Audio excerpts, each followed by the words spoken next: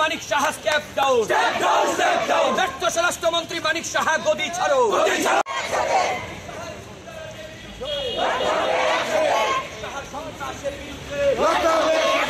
মানিক সাহার জঙ্গল রাজের বিরুদ্ধে লড়তে হবে।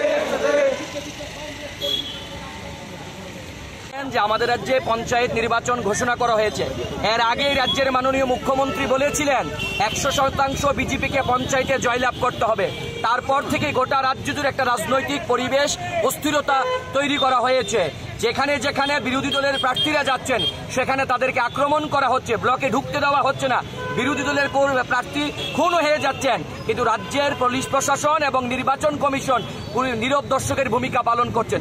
আজকে যখন আমাদের বিধায়ক উদয়পুর টেপানিয়াতে ব্লকে যান, সেখানে নমিনেশন সাবমিট করতে উনার উপর আক্রমণ, কংগ্রেস দলের কর্মীদের উপর আক্রমণ, প্রার্থীদের মাথা ফাটিয়ে দেওয়া হয়েছে।